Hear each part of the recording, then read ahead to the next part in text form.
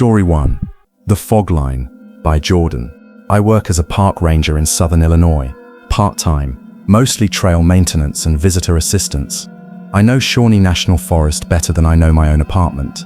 I've hiked every trail at least a dozen times. Day and night, rain and shine. The forest has always been my escape. That night I needed to escape more than usual.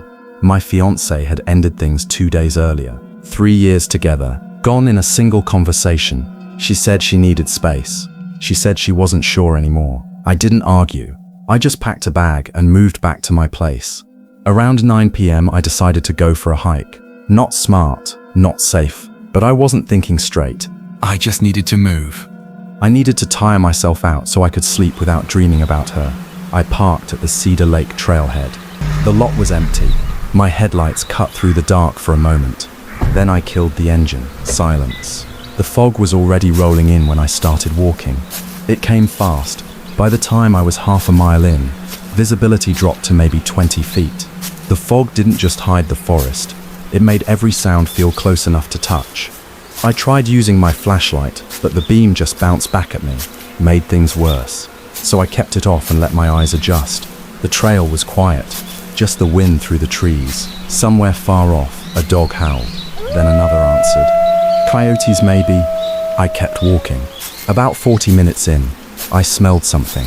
Cigarette smoke, fresh in a place where I hadn't seen a single person. Fresh, not old, not faint. Someone had just lit one nearby. I stopped and listened.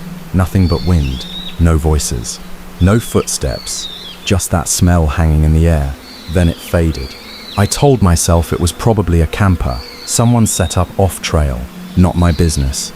I kept moving. 10 minutes later, a different smell. Perfume. Floral. Sweet. Completely out of place. It lasted maybe 5 seconds. Then gone. Now I was paying attention. 2 smells that didn't belong. Both fresh, both human, and I hadn't seen anyone. I should have turned around. I didn't. Another 15 minutes and I smelled something else. Smoke again, but different this time. Like someone had just put out a campfire. That wet, ashy smell when you pour water on coals. I stopped walking. The fog was thick. I couldn't see more than 15 feet in any direction, but I could feel it. Someone was out there, watching. Then I saw it. A flashlight beam on the ridge to my left. The ridge runs parallel to the trail but sits about 100 feet higher. There's no path up there. I know because I've checked the maps. The terrain is too steep, too dangerous. But someone was up there. The beam turned on, swept across the trees, turned off. A few seconds later it appeared again, further along the ridge, like someone was moving, tracking something. Then I heard whistling, faint, melodic, coming from the ridge. My stomach dropped. If I could hear them, they could hear me. I had been playing music earlier through my phone speaker to keep animals away. My dad taught me that trick phone speaker, loud enough to keep animals off trail. I turned it off immediately. The silence was worse. I started walking faster, not running, just faster. The overlook was ahead, a clearing with a view of the valley. I told myself I would stop there and figure out what to do. When I reached the clearing, I saw it. A tent. Small, green, set up near the tree line. Next to it, a fire pit. Still warm. I could see the faint glow of embers, but no one was there. The tent flap was open. Inside was empty. Just a sleeping bag and a backpack. Fresh camp, recently abandoned, like someone had left in a hurry. That's when I decided to leave. I turned around and started walking back the way I came. My heart was pounding. Every shadow looked wrong. Every sound made me flinch. Then I heard it. Footsteps, behind me, coming fast, not walking. Running. I spun around, nothing but fog. The footsteps kept coming, louder, closer. I could hear the rhythm, left foot, right foot, left foot, getting faster. I braced myself. I didn't have time to run. I just stood there, waiting, and then they stopped. Right in front of me, maybe 10 feet away. I couldn't see anything, just fog, but I could feel it. Someone was there, standing, watching. I didn't move. I didn't breathe. 10 seconds passed. 20. Nothing. Slowly I started walking again. Backward at first. Then I turned and moved faster. I kept my ears open, listening for any sound. That's when I heard it. An extra footstep, out of sync with mine. I stopped. The extra step stopped. I took 2 steps. 3 footsteps. Someone was matching my pace, staying just behind me. In the fog, I walked faster. The footsteps matched. I slowed down. They slowed down. This went on for what felt like forever. Every few seconds I looked over my shoulder, nothing but grey. But I knew someone was there. Then something crashed through the bushes to my right. Loud, violent, like a body forcing through branches. I ran. I didn't think. I just ran. Branches slapped my face. My lungs burned. I could hear crashing behind me, keeping pace, maybe gaining. I didn't stop. Not once. Not until I saw the parking lot.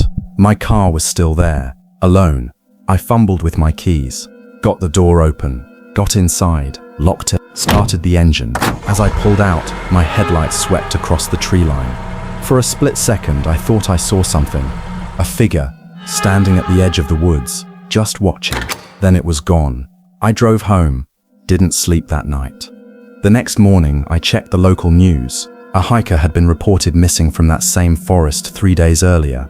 A woman, 29 years old. She had gone out for a night hike. She never came back. They found her car at a different trailhead, Cedar Creek, 4 miles from where I parked.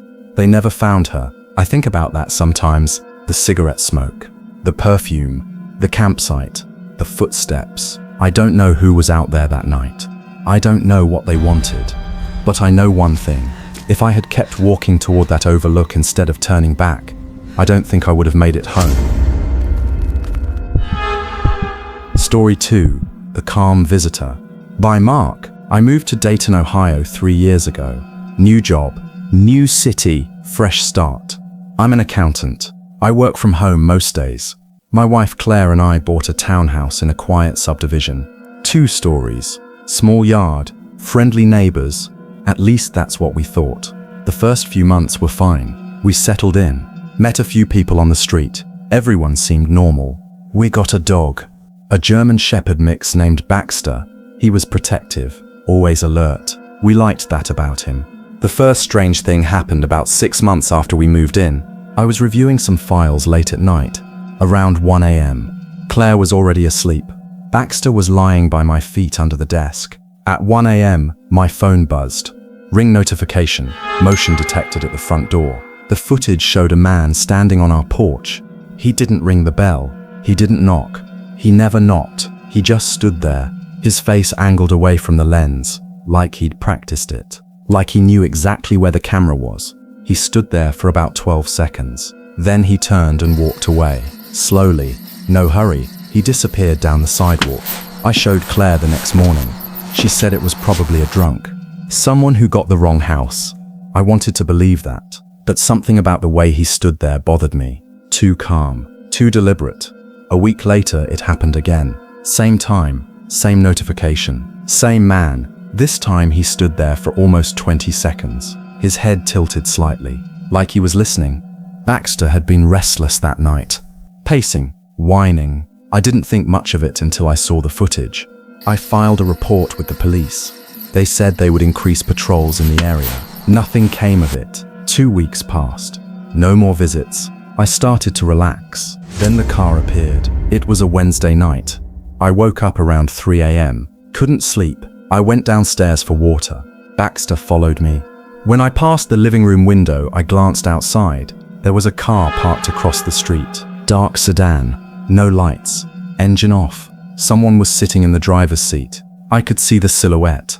Just sitting there, not moving. I watched for a few minutes. Nothing happened. I went back to bed. The next morning the car was gone, but it came back. Thursday night, same spot, same time, same silhouette. Friday night, same thing. I told Claire. She was worried now. We agreed to keep the curtains closed.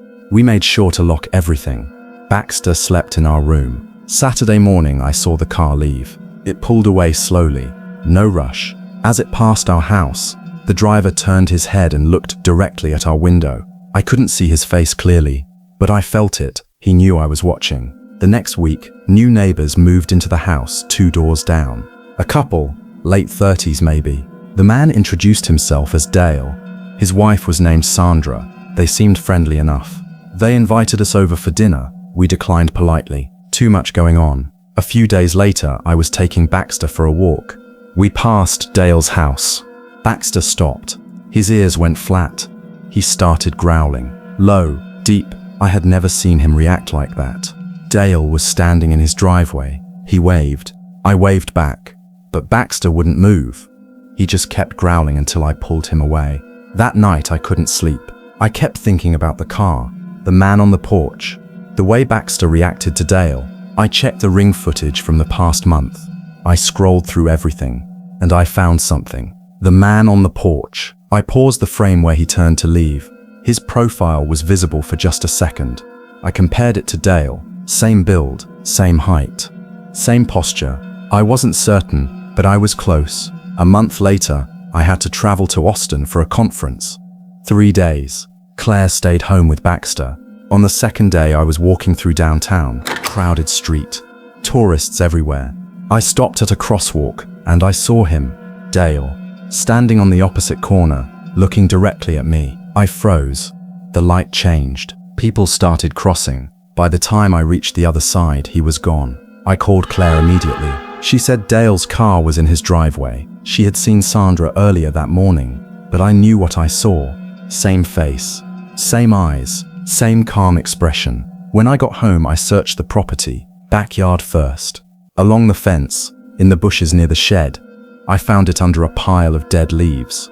A small camera, wireless, battery-powered, hidden in the gap between 2 fence posts, pointed directly at our back door. The battery was dead.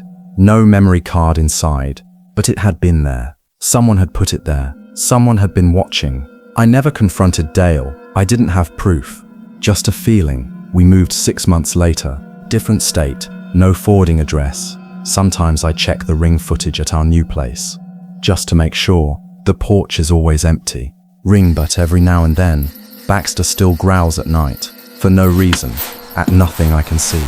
And I wonder if we ever really left. Story 3.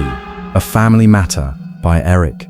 When I was 24, I spent 3 weeks with my great-aunt Margaret in Maine. I had just quit my job, needed time to figure out what came next. My mom suggested I visit Margaret. She said the quiet would be good for me. She said Margaret would appreciate the company. Margaret lived alone in an old Victorian house outside of Camden. The place had been in the family for generations. 2 floors plus a basement. Original hardwood floors. High ceilings. The kind of house that creaks when the wind blows. She picked me up from the bus station on a Tuesday afternoon. She was 73, thin, sharp eyes. She didn't talk much on the drive, just asked about my parents, about my job, surface-level questions. When we got to the house, she showed me to my room, 2nd floor, end of the hallway, small but clean, a window overlooking the backyard. The first thing I noticed was the smell. It was the kind of smoke that clings to curtains and woodwork, not the kind that drifts in from outside. Cigarette smoke, old, stale, like it had soaked into the walls years ago. I asked Margaret if she smoked. She said no.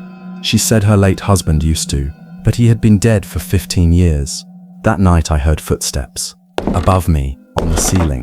The attic, I thought. Maybe an animal, squirrels or raccoons. But the footsteps were too heavy, too rhythmic, back and forth, pacing. I mentioned it to Margaret at breakfast. She didn't look up from her coffee. Old house, she said. The beams settle at night. I didn't argue. The second night was the same. Footsteps, pacing. Around 2 a.m. They lasted about an hour, then silence. On the third day I noticed something else. The milk in the fridge was almost empty. I had opened a fresh carton 2 days earlier. I hadn't used more than a cup. I mentioned it to Margaret. She said she must have used it. She didn't look at me when she said it. That night I stayed awake. I listened. Around 1 a.m. the footsteps started. Same pattern, back and forth, above my room. Then I heard something else. A door, somewhere downstairs. Opening and closing, very quietly. I got up, walked to the hallway. Margaret's bedroom door was closed. A light was on underneath. She was awake. I walked to the stairs. The basement door was at the bottom. It was slightly open. The basement door was open, just an inch, like the house was breathing. I stood there for a long time, listening. Nothing, just the wind outside, and the faint creak of the house settling. I went back to bed. The next morning I checked the fridge again. A block of cheese was missing, half a loaf of bread, gone. I didn't say anything to Margaret. That afternoon her cat started acting strange. A grey tabby named Oliver. He had been friendly before, calm, lazy, but now he sat at the top of the basement stairs, staring at the door, his tail twitching. He wouldn't move. When I walked past, he hissed. Not at me, at the door. That night, I stayed awake again. No footsteps this time, but around 3 a.m. I smelled it. Cigarette smoke, fresh smoke, not stale, not old. Someone had just lit a cigarette, coming from somewhere downstairs. Margaret didn't smoke. Her husband had been dead for 15 years. I didn't go downstairs. I just lay there, listening, until the sun came up. The next day I called my mum. I told her something was wrong. I told her about the footsteps, the missing food, the cigarette smoke, the way Margaret avoided my questions. My mum was quiet for a long time. Then she said something I'll never forget. Just don't go in the basement, and don't ask Margaret about it. It's a family matter. I asked what she meant. She said she couldn't explain. She said some things were better left alone. I hung up. I wanted to leave, but I stayed. I don't know why. Maybe I needed to know. On my last night there, Margaret suggested we watch a movie. We sat in the living room. Oliver was on her lap. The TV was loud, too loud. Around 11 p.m. the footsteps started. Clear as day, right above us. Pacing, I looked at Margaret. She didn't react. She just turned the volume up, higher, higher, until the footsteps were drowned out. She never looked at me, not once. I left the next morning. Margaret hugged me at the door. She held on longer than normal. She whispered something. Thank you for not asking. I didn't understand, not then. 3 years later, Margaret died. Heart attack. The house went to my cousin Rita. Rita hired a company to clean it out before selling. She called me a week after they started. Her voice was shaking. She said they found something in the basement. A small room behind the furnace. Hidden, walled off. Inside was a mattress, a hot plate, empty food cans, cigarette butts, and a stack of letters addressed to Margaret, all from the same person. Her son, my cousin Derek, the one the family said had died in a car accident 20 years ago. He hadn't died. He had been hiding, running from something, and Margaret had been protecting him for 20 years. In her own house, right below where I slept, Rita said the room was empty when they found it. No sign of Derek, no indication of where he went. The letters stopped 5 years ago. Around the time Margaret's health started failing. Nobody knows where he is now. Nobody knows if he's still alive. But I think about it sometimes. Those footsteps, that cigarette smoke, the way Oliver stared at the basement door, the way Margaret turned the volume up so I wouldn't hear. She knew. She always knew. And every time I visited, he was right there, listening, waiting. I just never looked hard enough to find him. If you made it through all 3, you earned this. Subscribe if you want more.